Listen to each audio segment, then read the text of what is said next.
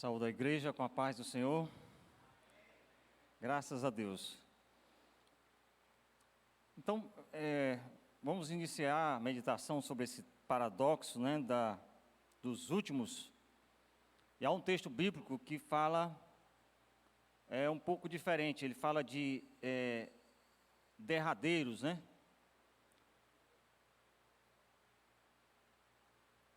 Os derradeiros serão os primeiros e os primeiros derradeiros.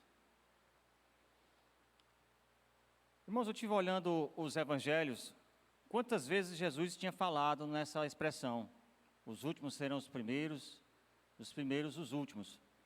E encontramos 4 vezes em que Jesus fala isso. E ele fala em Mateus 19, e esse Mateus 19, um capítulo anterior, que o pastor Alex se referiu, o capítulo de Mateus 19 fala da história do homem rico, que fez perguntas a Jesus. Depois do que Jesus respondeu para ele, ele ficou triste e foi embora. Uma história conhecida,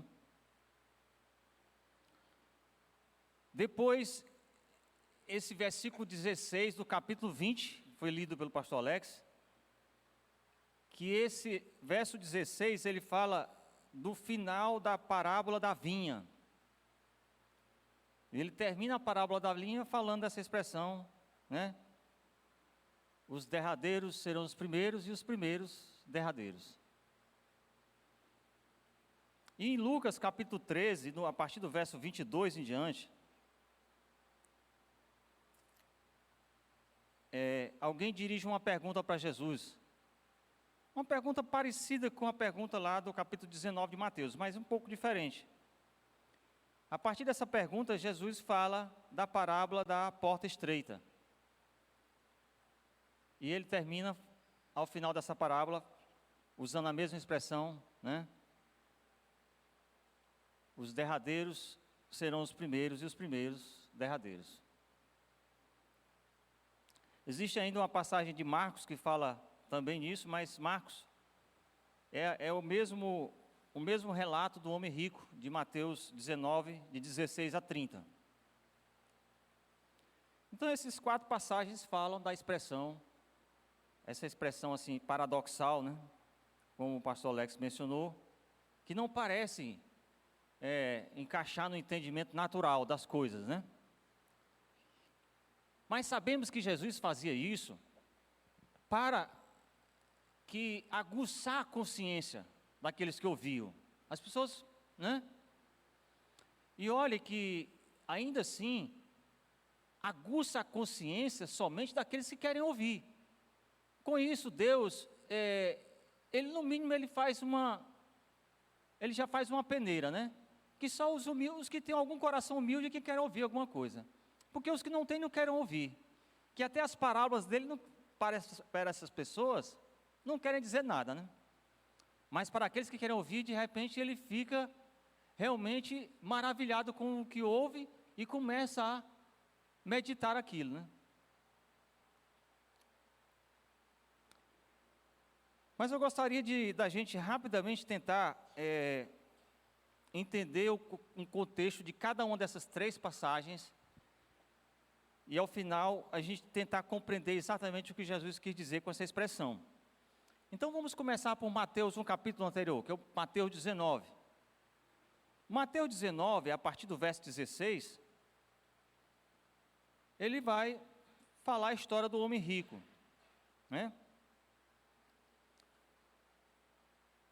Que o homem rico se aproxima de Jesus e pergunta o que é que ele precisa fazer para conseguir a vida eterna. E Jesus fala que ele precisa guardar os mandamentos. Aí ele pergunta quais. Aí Jesus, mais uma vez fala, diz: honra teu pai e tua mãe, não matarás, não roubarás, não adulterarás, não dirás falso testemunho. E o homem responde que tudo isso ele tem guardado.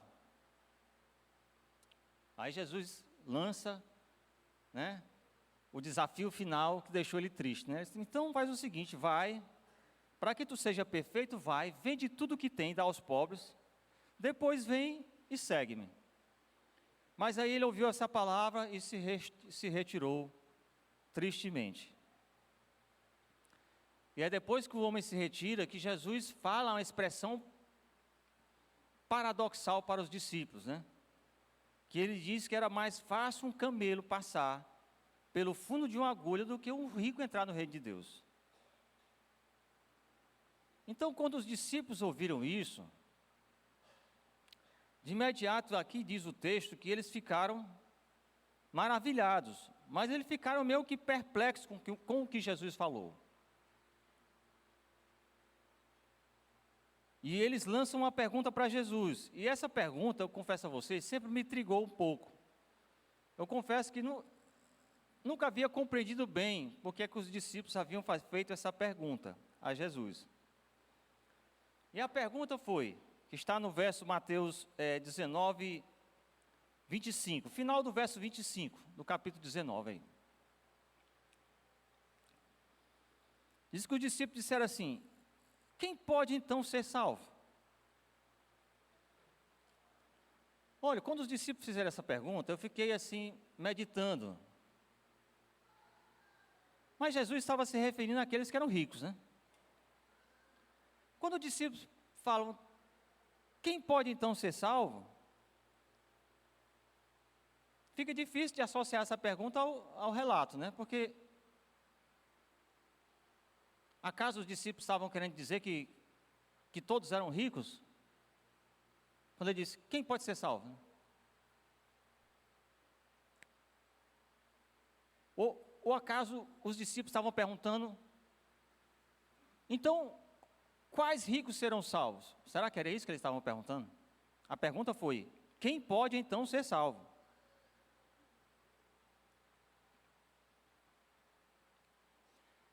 Nós sabemos que uma pessoa rica naquela época, ele tinha, quem sabe, alguns animais, que nem todo mundo tinha, mais de um animal, por exemplo. Imagino que aquela parábola que Jesus contou do banquete, que convidava as pessoas para o banquete, e cada um que era convidado se recusava, né? Aí um deles que se recusou disse assim, não, eu comprei uma junta de bois, eu tenho que dar uma olhada. A gente pode presumir que esse homem da parábola era rico, né? Com boa junta de bois, devia ser uma pessoa rica. Então, de repente, ter algumas cabeças de animais, já pudesse ser uma pessoa rica.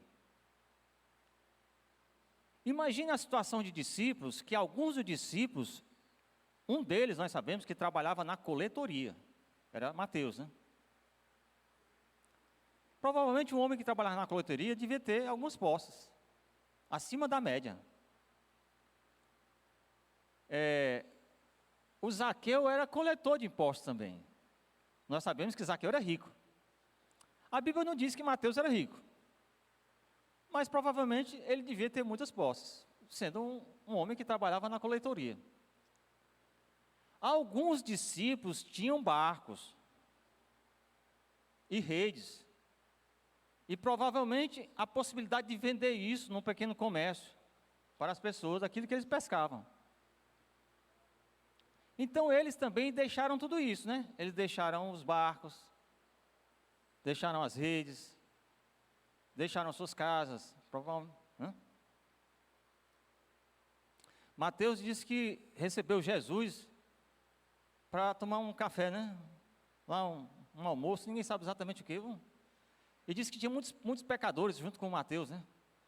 Aí foi o momento em que os fariseus começaram a criticar o discípulo de Jesus. Teu mestre aí comendo com os pecadores e os cobradores de impostos. Então imagine que Mateus tinha uma casa para receber as pessoas, né? Então não devia ser uma casa tão simples como a maioria.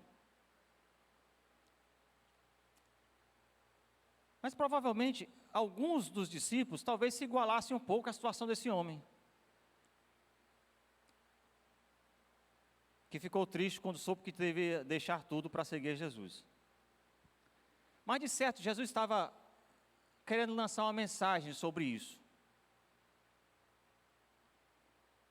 Era o fato de que, em primeiro lugar, a riqueza do ponto de vista material, porque para o homem é impossível de fato ser salvo. Jesus também diz que para o homem seria impossível aquilo que eles perguntaram. Mas para Deus não, para Deus tudo era possível. Claro, para o homem é impossível ser salvo. Mas Jesus estivesse certamente falando de uma ênfase maior, do que diz assim, para um homem rico é muito mais do que, já é impossível ser salvo, o homem por si só. E sendo rico, aí que é muito difícil. Porque de certo as riquezas são coisas que nos atraem, né? Tudo aquilo que está ao nosso redor, que pode tirar a nossa atenção, pode tirar todo o nosso esforço, todo o nosso coração, né? Ao invés de estar para Deus, está para essas coisas.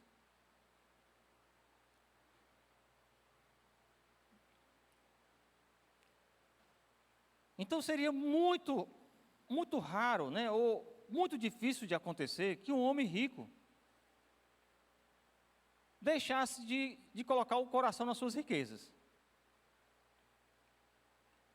E essa analogia do camelo é uma coisa quase intransponível, né? Era quase intransponível que isso acontecesse. Então, Jesus estava dizendo que o caminho para o céu era um caminho apertado, irmãos. Um caminho apertado. E não eram aqueles que tinham muitas posses que estavam mais perto do céu, não. Eles tinham muito mais volume para passar no fundo de uma agulha, né? Assim como um camelo pode ter muita carga, né? Assim um rico deve ter muita coisa. Porque ele fica pensando em que aquilo pode estar com ele sempre. É a história do homem que queria destruir os celeiros e construir outros maiores. E o homem está raciocinando uma loucura, né? Que nada disso a gente pode levar, nada disso a gente pode ter como se fosse nosso. Então Jesus estava dizendo que isso era uma dificuldade a mais no processo de salvação. Não estava querendo dizer que um rico Deus não poderia fazer uma obra grande, né, na vida de um rico. Um outro fato também é que imagine a cultura judaica, em que os judeus já tinham uma noção, uma ideia, de que a pessoa, quanto mais próxima de Deus, mais abençoado em termos de riquezas. Uma pessoa, quanto mais próxima de Deus, ela é mais rico. E provavelmente, irmãos, os discípulos tinham um pouco dessa mentalidade com eles. Porque essa mentalidade, ela vai ser expressa na segunda pergunta. Alguns teólogos acham até que não era isso o sentimento que os discípulos tinham. Mas eu não concordo com essa linha. Eu acho que, de fato, os discípulos tinham uma noção de que aqueles que estavam mais perto de Deus, eles deveriam ser aqueles muito mais abundantemente abençoados, do ponto de vista material também. E olhe que Jesus era tão bom que quando eles fizeram a pergunta, Jesus disse que olhou. O texto diz que ele olha. A gente não sabe exatamente com que olhar. Diz o texto, versículo 26, Jesus fixando neles o olhar. Como que diz assim, olhou para eles, né? Vocês sabem que Jesus, quando olhava para alguém, ele sabia exatamente o que tinha no coração da pessoa, né? Não precisava a pessoa falar nada. Não precisava dizer nada, né? Ele já sabia. Mas Jesus era tão bom, e havia alguma humildade nas atitudes dos discípulos, que Jesus sempre estava prontamente a esclarecer, né? Claro, mesmo nas nossas imperfeições, irmãos, naquilo que a gente ainda não alcançou, e por isso a gente de alguma forma peca contra Deus, com palavras, com pensamentos, Deus é tão bom que considera o pouco que há de bom em nós. Ele considera porque Ele é gracioso, porque Ele é bom, e Ele se coloca para explicar. Mas Ele podia dizer assim, ter olhado para o discípulo e disse assim, rapaz, vocês estão parecidos com esse rapaz que acabou de sair daqui. Poderia ter feito assim, né? Mas havia algo, né, nos discípulos em que Ele demonstrava mais essa graciosidade. E a gente vê um pouco dessa atitude dos discípulos na segunda pergunta, eles fazem outra pergunta. Pedro, tomando a palavra, disse, versículo 27, eis que nós deixamos tudo, te seguimos. Que recompensa, pois, teremos nós? Olha, e aqui, quando Pedro faz a pergunta, a gente pode, assim, pensar de imediato que Pedro, assim, Pedro está querendo saber o que é que ele vai ganhar com essa coisa de seguir Jesus. Olha, se a cultura judaica era que aqueles que eram mais próximos de Deus eram abundantemente abençoados, eles viram que havia algo sobrenatural em Jesus. Desde o começo eles perceberam isso, perceberam desde o momento em que eles foram chamados. Mas a gente pode pensar em que eles não imaginavam que o plano de Deus era que o mestre morresse dessa sua vida. Isso não estava ele não conseguiu ainda entender isso. Até muito próximo da sexta-feira, né? A sexta-feira em que ele foi preso, até muito próximo, os discípulos ainda estavam, muitos deles, de certo, nenhum deles ainda tinha entendido. Diz a palavra que só depois que tudo aconteceu é que eles começaram a ligar os pontos. Mas eles não passavam a ideia de que Jesus ia morrer, ia derramar o seu sangue, olha. Tanto é que quando Jesus fala isso para Pedro, Pedro tenta repreender Jesus. E Jesus diz para ele, arreda-te de mim, Satanás, né? Então eles não tinham essa noção de que o Filho de Deus ia morrer. Então, se eles não pensavam assim, e eles tinham deixado tudo, o que é que a gente pode concluir? Num dado momento, depois que Jesus ensinou tudo que tinha para ensinar, ele diz, agora eu vou tirar esse povo do poder, vou assumir o trono, vou chamar meus discípulos para ser meus ministros, né? Sabe que eu estou dizendo alguma loucura, hein? A gente pensa assim, né? Como o presidente assume, ele chama os colegas dele para assumir algumas cadeiras de ministério, né? E talvez se eles pensaram assim, rapaz, se aquele Filho de Deus nos chamou para ser os 12, então quando ele assumir o trono, o que é que nós vamos ser nesse reino, né? Mas eles queriam saber mesmo o que é que eles iam ser nesse reino.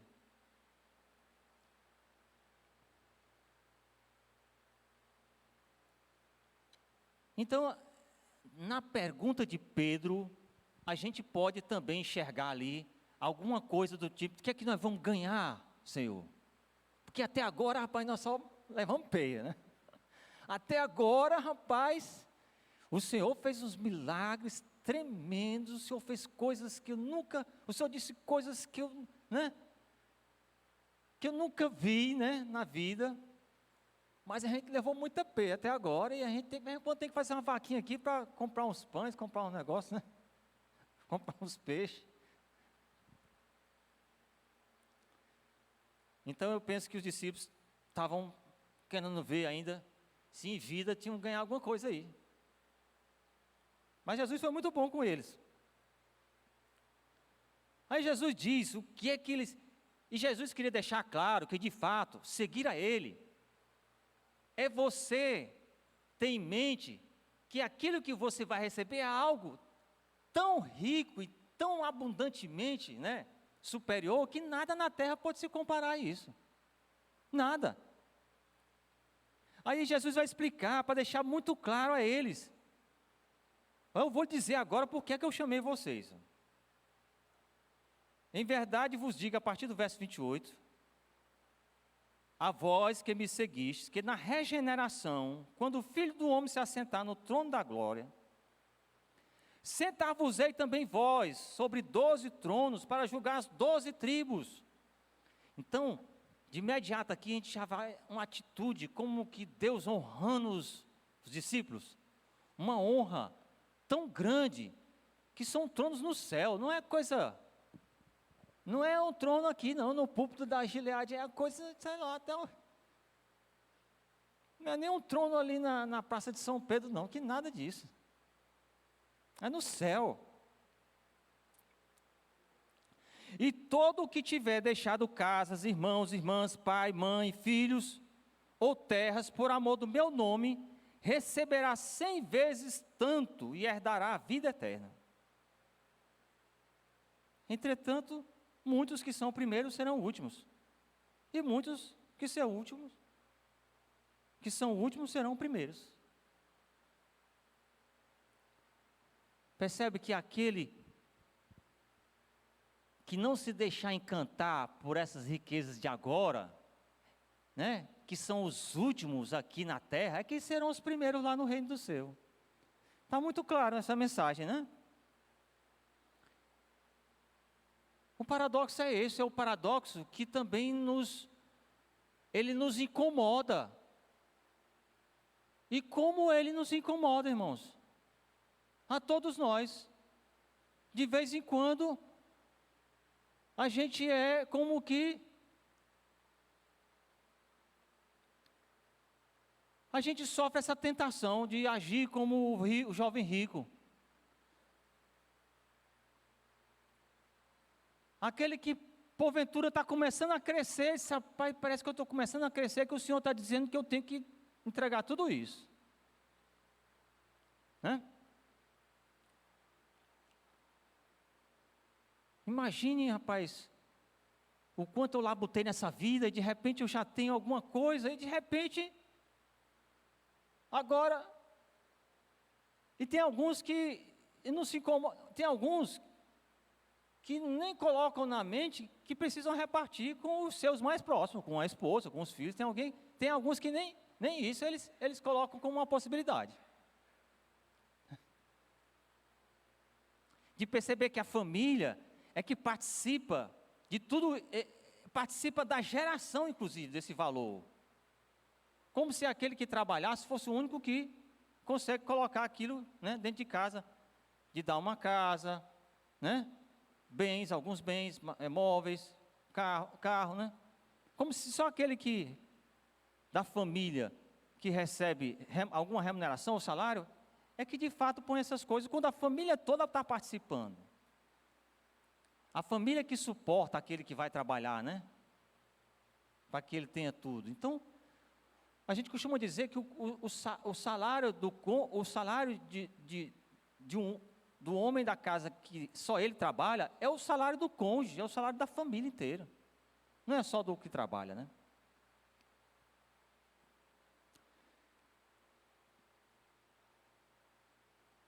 Mas a gente é, de fato, muito incomodado com relação a essas coisas, de ver o ímpio prosperando. A palavra fala de momentos em que o homem de Deus ficou intrigado com o ímpio prosperando, e ele, Senhor, né? Nós fazendo uma cotinha aqui, Senhor, e o ímpio gastando no pecado acolá, né? E nós somos confrontados com esse tipo, não é porque ele está pecando não, Senhor, mas pelo menos a gente não está nessa necessidade, né? Mas quando a gente faz esse tipo de comparação, é que o Senhor fecha mais a porta do tesouro. Quando a gente está meio incomodado com a prosperidade do ímpio, é aí que o Senhor, a nossa prosperidade fica mais, retarda ainda mais, né? Mas esse é o primeiro, assim, o primeiro contexto desse trecho, né, dos últimos, primeiros últimos, é do ponto de vista que as riquezas, elas podem ser um grande empecilho para a nossa caminhada, um grande empecilho. Né? Quando a gente não consegue ser generoso com aquilo que a gente tem, já pode ser um sinal de que a gente está se apegando, não consegue ser generoso, se incomoda, né? Um colega que eu tinha, uns anos atrás, aí uma pessoa pediu carona lá do interior para vir para Fortaleza, ele pegou e disse assim, rapaz, mais uma pessoa do meu carro vai gastar tantos de gasolina, então, fazendo as contas aqui, quer dizer, ele estava fazendo as contas do peso da pessoa que pediu carona. Se a pessoa pediu carona para Fortaleza, provavelmente a pessoa estava querendo, né, já que você vai para Fortaleza, né, e que você está aí com vários espaços vazios, né, poderia me levar, né? Mas o colega disse assim, não, mas está gastando aqui tantos mililitros aqui na viagem todinha, vai ter que, só se tu me der tanto aí, se tu me der tanto, de repente se me der tanto, era mais caro do que a passagem de ônibus, né? Então imagine assim, eu estou dando esse exemplo, como uma pessoa fica ligada em tanto, imagine que quando ele perdia esse dinheiro, ele contava, ele deveria anotar. Inclusive para dizer assim, rapaz, naquele dia eu perdi tanto. E sabe lá, se a cada mês que ele passava, ele não atualizava aquilo para ficar sabendo quanto já perdeu, né? Quanto já perdeu, e a pessoa fica uma neurose, né? Apegado, irmão, às coisas daqui. Ele fica preocupado com o que perdeu, ou aquilo que ele não conseguiu ganhar, né? Esse é um problema muito grande daqueles que ficam contando cifras, né? Então Jesus estava dizendo que esse era um item da nossa vida que vai nos incomodar. Porque ainda que não haja ricos entre nós, mas aí a possibilidade de você ficar rico lhe incomoda. Jogar na loto. Rapaz, se eu ganhar, eu só faço ligar lá de casa para o pastor Alex. Pastor Alex, eu não vou poder congregar e tal, estou com um negócio agora para ter que administrar, né?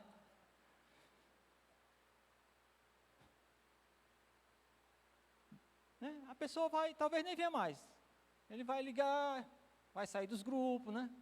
Vai ter um negócio agora para se preocupar. Então, isso nos incomoda, essa possibilidade de você, né? De você ser convidado, porque de repente alguém vai lhe oferecer um cargo aí, público, de uma hora para outra, aí você, né? Você salta os olhos assim para... Rapaz, será que chegou o tempo em que tudo na minha vida vai mudar? Deve ser esse chamado aí, né? Aí de repente você se encanta. Qualquer fato novo pode acontecer na nossa vida com relação a essas coisas, viu, irmãos? Pode sim. De vez em quando vem assim alguma coisa que... Tem aqueles que podem se candidatar. Aí a turma pensa assim, rapaz, eu nunca vi político pobre, né? Todo político que eu conheço parece que tem muito dinheiro. Aí eu vou me candidatar, né? É uma tristeza isso, né? Então esse é o primeiro contexto. As riquezas que fazem aqueles pensar que são os primeiros, é que vão fazer deles os últimos. Mas aquilo, a verdadeira riqueza que a gente consegue compreender, é que nos farão ser os primeiros. Mas o outro contexto é o capítulo seguinte, capítulo 20. Agora, Jesus vai falar da parábola da vinha. Eu não vou repetir a parábola da vinha, para a gente ir mais rápido, né? Nas nossas meditações. Mas a parábola da vinha, vocês sabem, rapidamente. Um homem saiu para contratar pessoas para trabalhar. Foi na hora a hora terceira, né?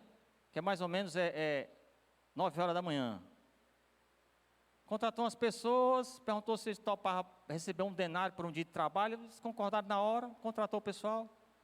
Meio-dia, hora sexta, o dono da vinha de novo deu uma passeada pela praça, encontrou mais pessoas, contratou também por um denário. E contratou pessoas também na hora nona. A hora nona é mais ou menos 5 horas da tarde. E esse também, mesmo já final do dia, mas eles disseram, vocês querem ir trabalhar, eu pago vocês, né? Aí eles foram. E aí, terminado o trabalho, diz que o dono mandou chamar os homens para receber o seu salário e pediu para que primeiro viessem os últimos que foram chamados, que seriam os primeiros a receber o dia de trabalho. E aquele que só trabalhou 1 hora, só trabalhou de 5 da tarde até 6 da tarde, ele chega e o Senhor dá um denário para ele. O homem deve ter ficado muito contente, né? Saiu na maior alegria do mundo, trabalhou só 1 hora. E os outros, diz a parábola, que eles ficaram pensando, nós vamos receber mais então. Isso aí só trabalhou 1 hora. Mas assim vieram em seguida, um a um, os outros, e todos eles receberam um denário. E alguns começaram a reclamar e murmurar. Essa é a parábola, todos nós conhecemos. E Jesus traz um ensinamento tremendo em relação a isso. Porque Jesus disse, o que foi que eu acordei? Não foi pagar vocês um denário? Então está aqui, está do jeito que a gente acordou. É um denário pelo trabalho. Vão em paz. Mas, ou acaso, vocês são maus porque eu sou bom com o que me pertence e eu quero pagar a mesma coisa para os que trabalharam menos, né? É isso que Jesus fala para eles, né?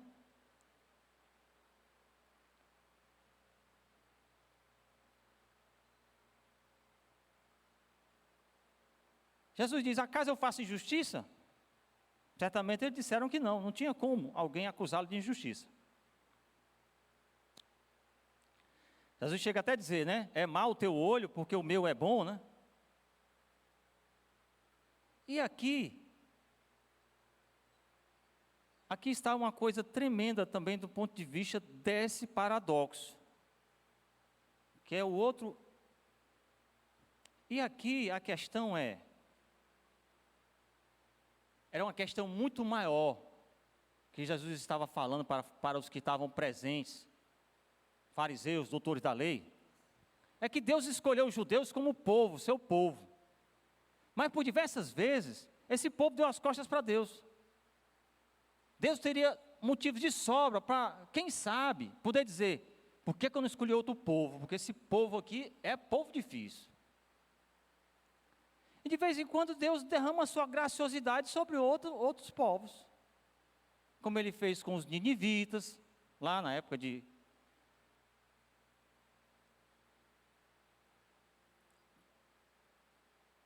Jonas, né? Então, Jesus estava passando uma mensagem que a mensagem do Evangelho, a chamada do dono da vinha, ela era para todos. E mesmo que alguns tenham recebido essa mensagem só agora, ao invés do povo de Deus que vem há centenas de anos recebendo a mensagem de Deus, esse povo que estava recebendo agora, seriam os primeiros. Os últimos a receber a mensagem é que serão os primeiros na frente deles,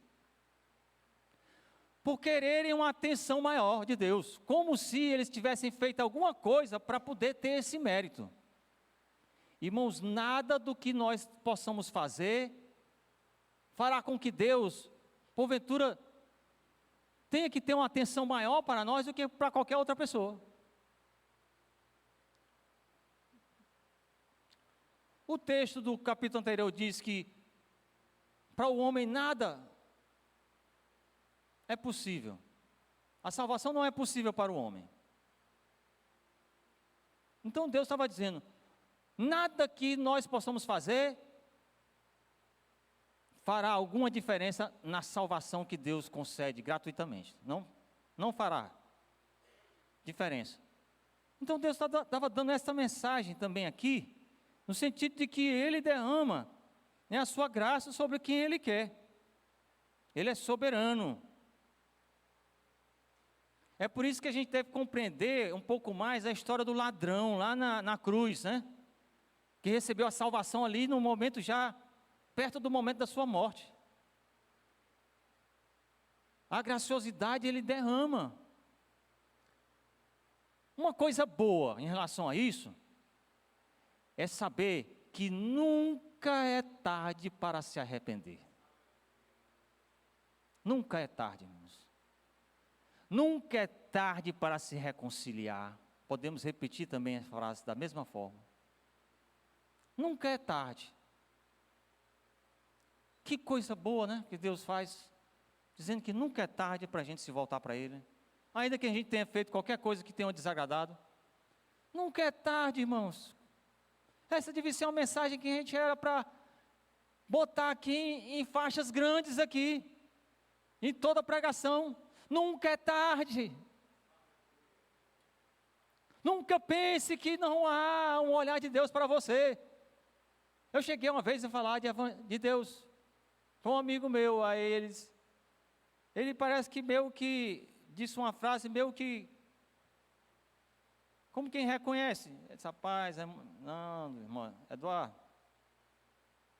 eu acho que para mim não tem jeito mais não, pelo que eu já fiz na vida, acho que não tem jeito não.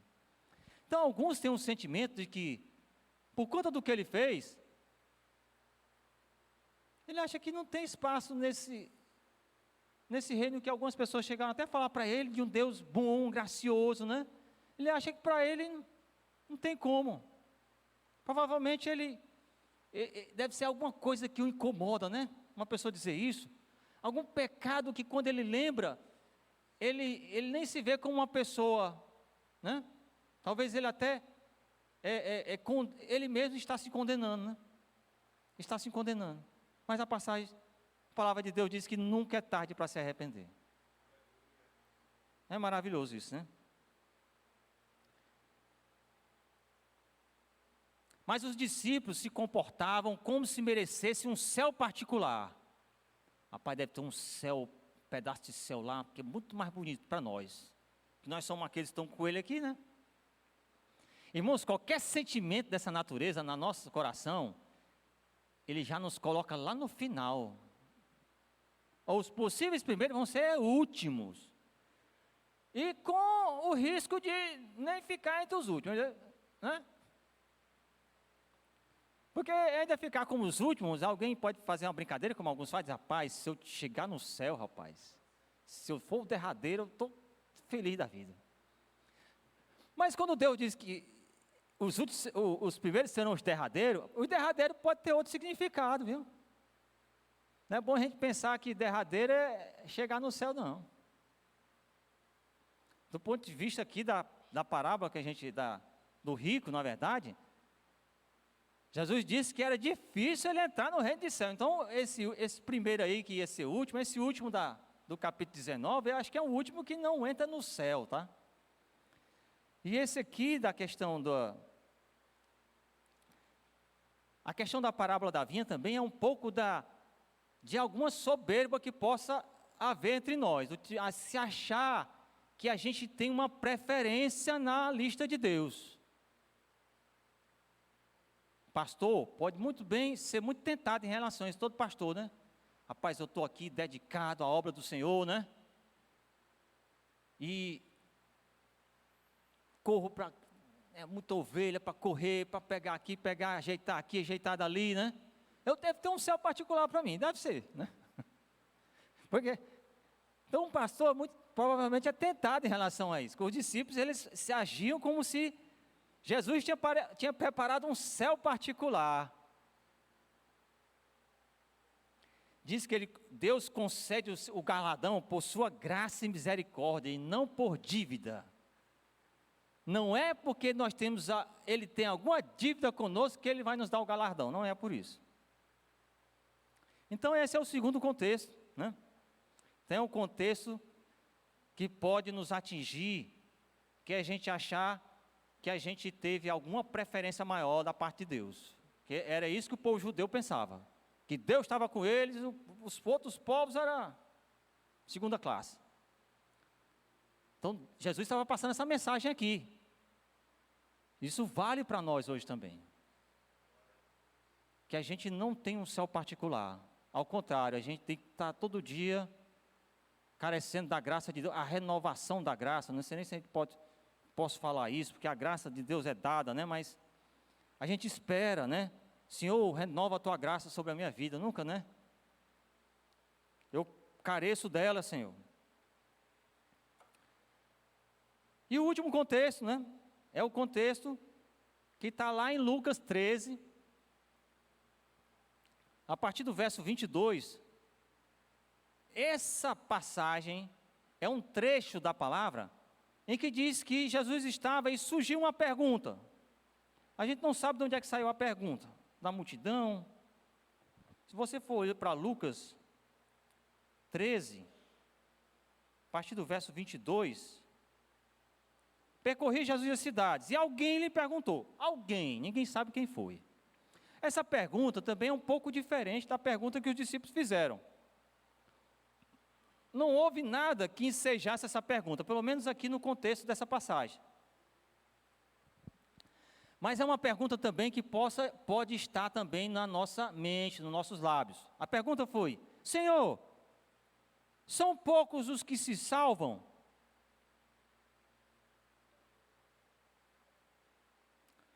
Talvez a pergunta tenha um pouco de curiosidade só, né? Curiosidade.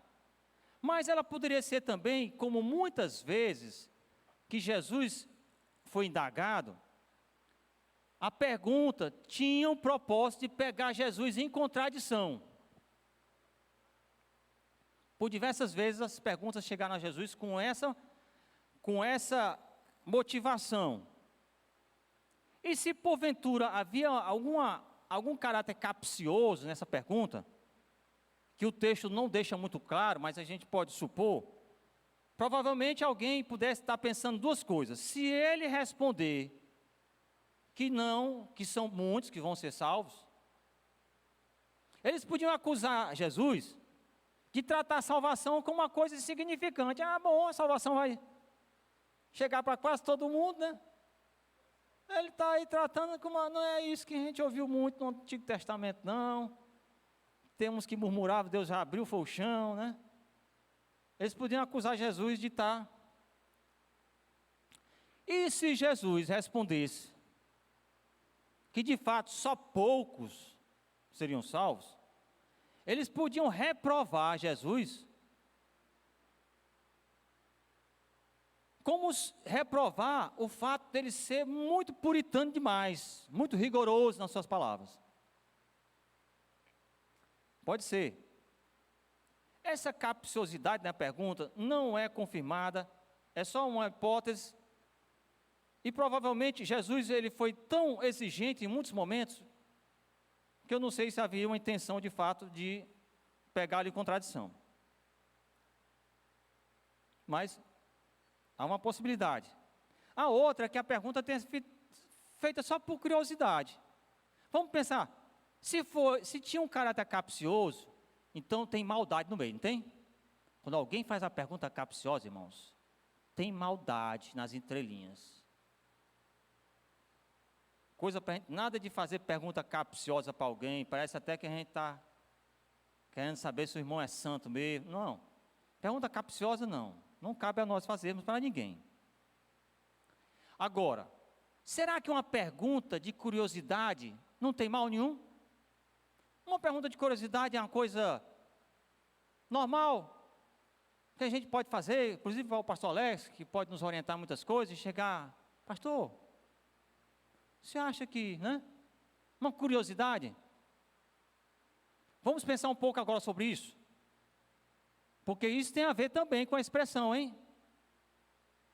Os derradeiros serão os primeiros, e os primeiros derradeiros. É o fato, irmãos, o seguinte. Muitos são aqueles que fazem perguntas e são inquisitivos com respeito a quem será salvo. Quando a pergunta foram poucos, imagine se Jesus dissesse que sim. Qual seria a pergunta seguinte? Senhor, eu estou na lista, né? Ou, se eu tiver... Mas a gente não deveria ser só curioso para quem vai ser salvo. Não é? A gente deveria ser diligente no que é que eu preciso fazer para ser salvo.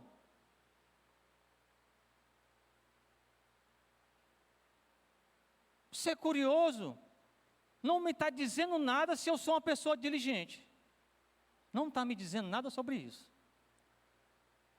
Então, parece que ser curioso também, só curiosidade, não tem muito, assim, um caráter de querer aprender, não. Ele quer só saber, né? Para quem sabe depois fazer uma confusão em algum lugar depois, né? Não, quero só saber. Não. A gente deve ser, talvez, curioso, não sei, mas é para, como eu posso ser mais diligente? Uma palavra dessa não me ajuda nada a ser diligente. São poucos. Pode ser até que ele se abata. Rapaz, tem impressão que o que eu fizer, não vou entrar nessa lista não, é pouca gente demais, né? Acho que eu vou desistir logo.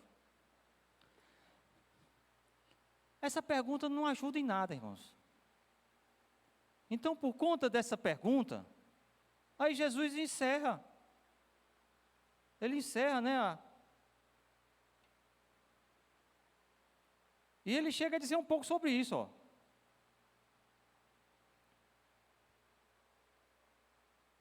Diz que muitos vão fazer perguntas a Jesus no dia que a porta vai ser fechada. No dia que a porta vai ser fechada, muitos vão fazer perguntas, assim como fizeram perguntas a ele. Senhor, e nós, né? Nós ensinamos nas ruas, bebemos contigo na tua presença. Aí Jesus vai dizer que não vos conheço.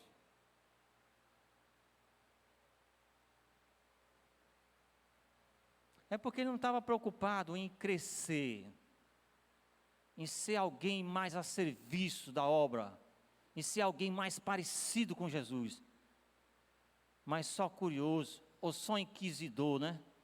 Quem será salvo a ser inquisidor? Hã? Inquisidor é aquele que ia apontando para todo mundo que não vai ser salvo. Mas ele não. Ele que aponta, ele está tranquilo, né? Não faz uma autoanálise. Esse é o terceiro contexto, irmãos. O contexto de quem não está envolvido, sabe, em querer crescer como servo. Crescer como aquele que aprende mais para ser uma pessoa melhor a cada dia. E aqueles que não agem assim, vão ser meio que os que achavam que eram primeiros, mas vão ficar por últimos. Jesus usou essas 3 fases para dar 3 ensinos assim. Eles têm uma relação. Em todos eles, a gente pode dizer que a porta é estreita, né? Nessa última passagem, Jesus disse, olha, a porta é estreita e são poucos os que salvam. Porfiai para entrar por ela, porque eu vos digo que muitos procurarão entrar e não poderão.